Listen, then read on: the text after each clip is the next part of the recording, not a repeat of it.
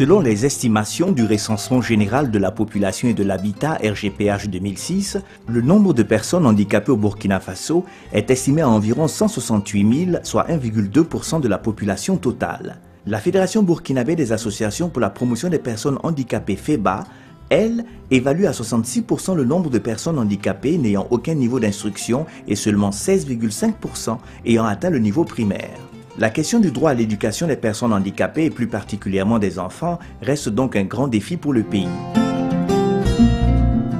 Au pays des hommes intègres, être atteint d'un handicap multiplie par 2,5 fois le risque pour les enfants de ne pas être scolarisés.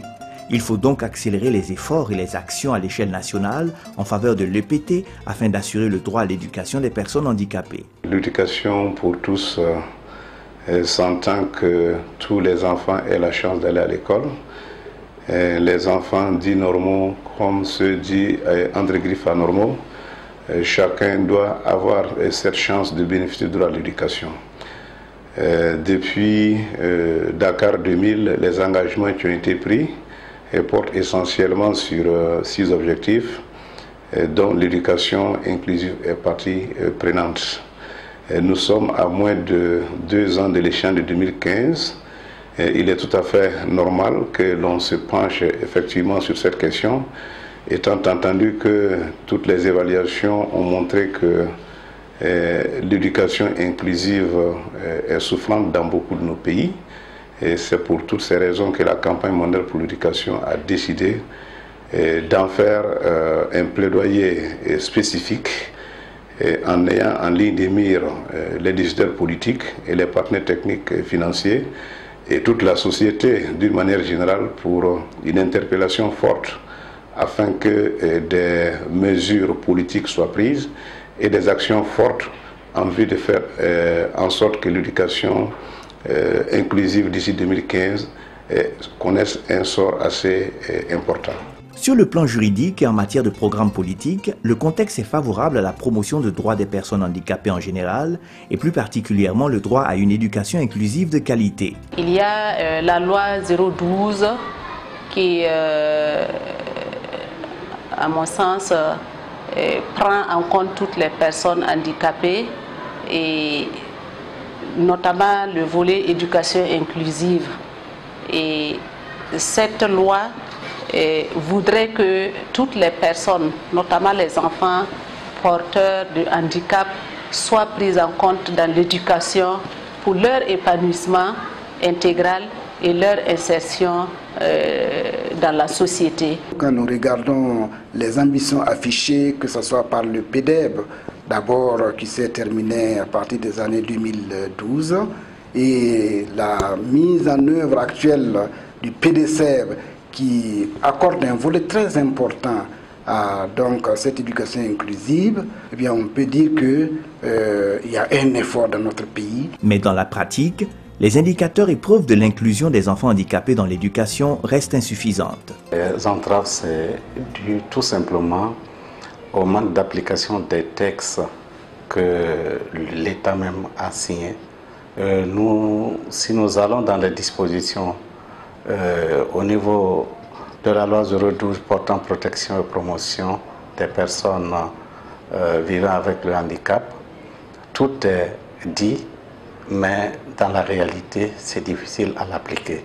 Et je pense que c'est ça qui est la véritable entrave à la scolarisation des enfants en situation de handicap et surtout leur intégration au niveau ou en milieu ordinaire. Pauvreté, marginalisation, discrimination, il existe encore de nombreux facteurs ne favorisant pas l'accès et le maintien de tous les enfants et particulièrement des enfants handicapés dans le système éducatif burkinabé. Quand il y a éducation inclusive, c'est l'école qui doit s'adapter aux besoins de l'enfant. Alors que présentement, nous remarquons les enfants qu'on met dans les écoles ordinaires, c'est au contraire l'enfant qui s'adapte. Au secondaire, il fallait monter les escaliers, c'était pas facile et puis il fallait être à l'heure et avec mon chariot parce que arrivé au secondaire, j'avais un comment on appelle ça, le tricycle des personnes en situation de handicap là, et c'est ce que j'utilisais pour aller au secondaire. Et c'était assez éloigné de chez moi parce que moi j'étais au Newton et j'habitais à Péleguin pratiquement, donc c'était assez loin et j'arrivais souvent en retard et puis il faut monter les escaliers. Ça demande aussi de la qualification des enseignants, du corps d'encadrement, et ce n'est pas évident que partout on ait ces possibilités-là.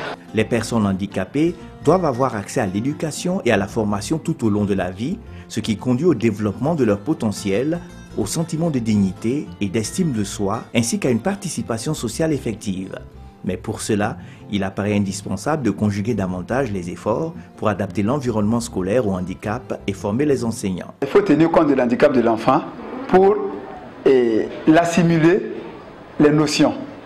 Alors, si l'enfant est handicapé visuel, on ne peut pas tout de suite le prendre comme un enfant bien voyant. Donc, s'il est handicapé visuel par exemple, et lui il travaille avec des objets différents de l'élève qui voit bien. En l'occurrence, nous avons la tablette et le poinçon, voilà, qu'il utilise, qui est son bic. Il y a les cubarites qu'il utilise pour le comptage, les calculs. Et c'est à travers ça que l'enfant, quand il va acquérir le mécanisme, même s'il rejoignait les classes classiques, il continue toujours avec son matériel, mais avec la même compréhension que les élèves dits normaux. La première, elle ne peut pas se déplacer. Comme elle ne peut pas se déplacer, pour qu'elle puisse écrire, elle utilise l'ardoise, la petite ardoise ou bien l'ardoise géante. On prend l'ardoise, on la donne et elle reste à sa place, elle écrit. Mais l'autre, celle qui peut se déplacer, elle, c'est une handicap des mains et des pieds. Elle arrive à se déplacer. Quand elle vient au tableau, elle écrit avec une longue craie. La première se débrouille, elle s'en sort. Elle arrive à obtenir la moyenne. Au début, elle était première. Comment donc peut-on réussir à intégrer des enfants handicapés dans les écoles primaires? Depuis une dizaine d'années, grâce à leurs interventions, certaines ONG tentent de montrer qu'il est possible, malgré les contraintes du milieu, de faire de l'éducation de tous les enfants une réalité. Depuis 2001, Handicap International a commencé des actions pilotes, des actions ponctuelles de prise en charge d'enfants handicapés auditifs dans la commune rurale de Tanguy-Dassouri. À partir de 2004, c'est dans le cadre d'un projet bien élaboré que nous avons mis en œuvre des activités pour développer un dispositif innovant dans cette commune qui est à 25 km de Ouagadougou. Qu'est-ce qui s'est passé? Il s'est agi de prendre des enfants sourds et de les mettre dans une classe avec un enseignant qui est formé en langue de signes pendant 2 à 3 ans en fonction du niveau des enfants. Et au bout de 3 ans, ces enfants rejoignent la classe du CE1 ordinaire avec les autres enfants et ensemble, ils poursuivent le cursus. C'est un dispositif innovant vraiment qui n'avait pas encore été développé avec le système public, qui a quand même démontré son efficacité parce qu'en 2012, les premiers enfants qui avaient été accueillis depuis 2005 sont arrivés en fin de cycle avec des résultats assez satisfaisants. Et nous pensons que le ministère pourrait développer ce type d'expérience pour prendre en charge des enfants avec un type de déficience assez lourd, comme on le dit, qui ne peuvent pas être accueillis en milieu ordinaire directement. Light for the World accompagne le ministère de l'Éducation nationale et de l'alphabétisation dans l'implémentation d'un projet éducation inclusive dans la commune de Garango.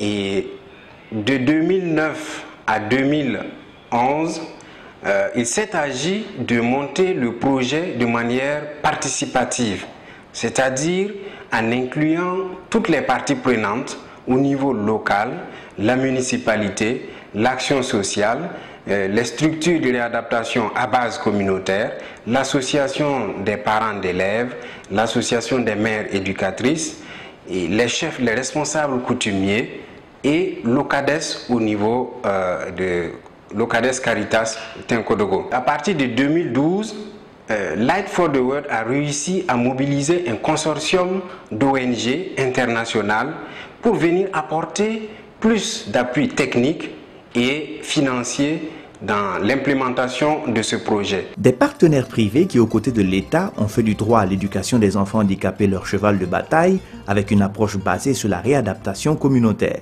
Toute cette intervention au niveau de Garango repose sur les bases de l'approche réadaptation à base communautaire prônée par l'OMS.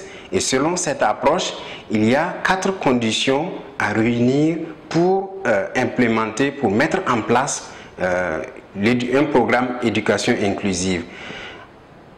C'est quoi ces conditions? Une population et des parents sensibilisés, 2, des bâtiments scolaires accessibles, 3, des enseignants et encadreurs formés, et 4, des enfants rééduqués. Et toute la stratégie de mise en œuvre, toute l'intervention de Light for the World se base sur cette stratégie.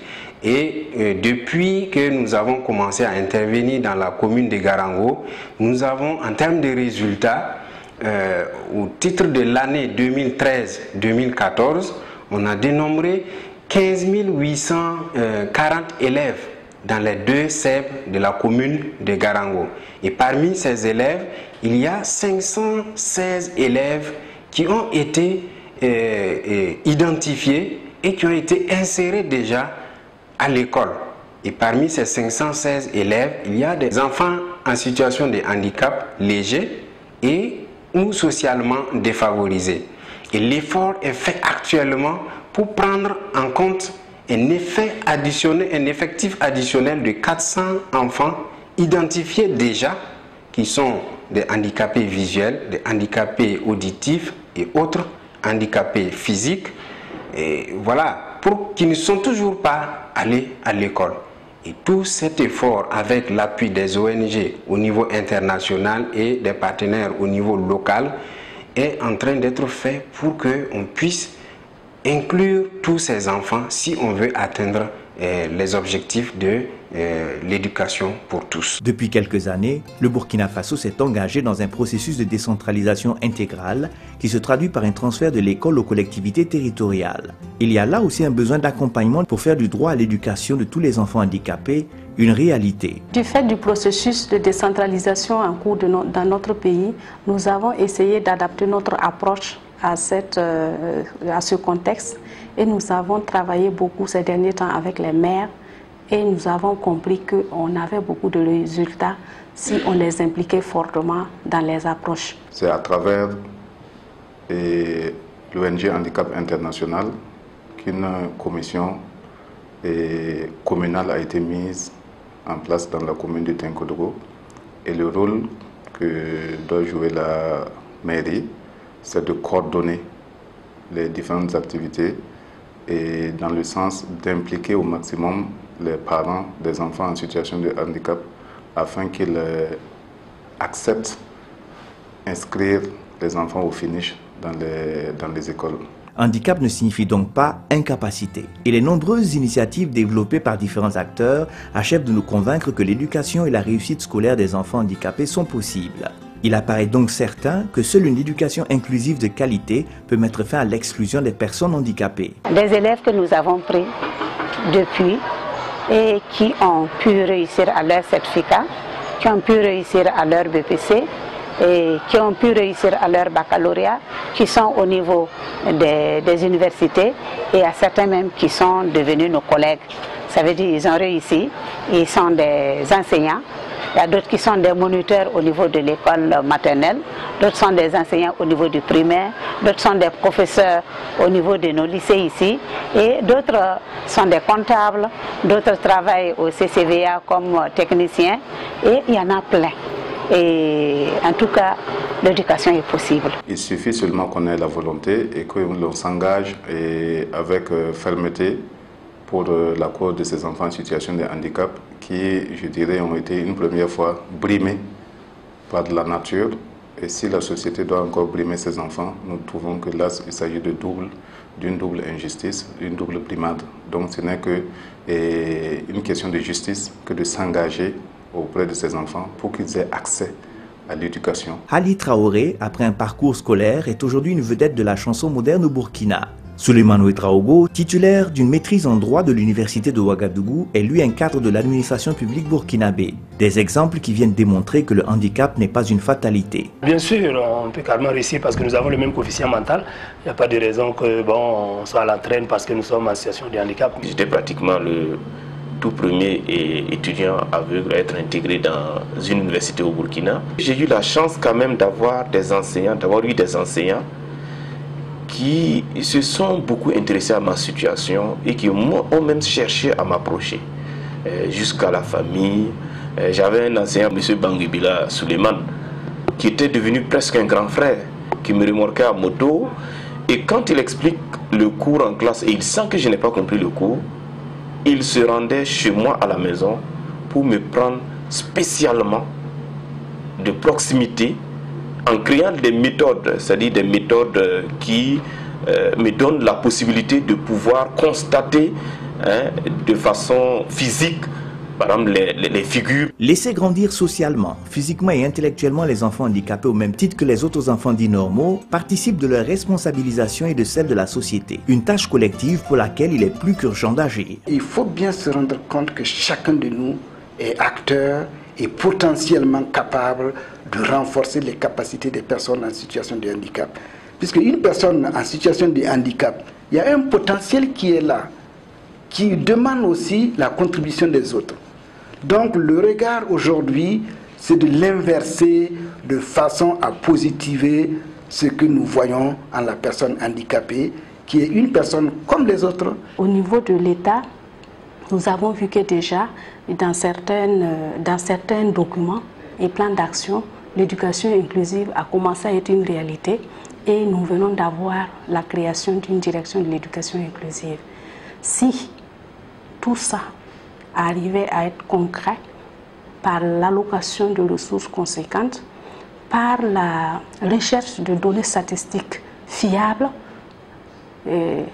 sur les enfants handicapés, nous pouvons espérer que dans les prochaines années, l'éducation inclusive sera une réalité dans notre pays. Il faudra aussi faire une réalité le processus d'écriture de la stratégie qui est lancé depuis déjà une année et permettre aux acteurs qui interviennent dans la thématique de pouvoir se retrouver, avoir une bonne coordination pour pouvoir mettre en place des actions cohérentes et efficaces au profit des enfants handicapés. Quoique tout le monde ait droit à l'éducation, on pense parfois à tort que les personnes handicapées sont une exception. La mise en place de systèmes d'éducation inclusif est donc fondamentale pour améliorer la qualité de l'éducation. Et pour défendre l'éducation inclusive, nous devons plus que jamais combattre les attitudes de marginalisation et nous assurer que les ressources matérielles et financières sont disponibles, que les enseignants sont qualifiés et que toutes les écoles sont accessibles.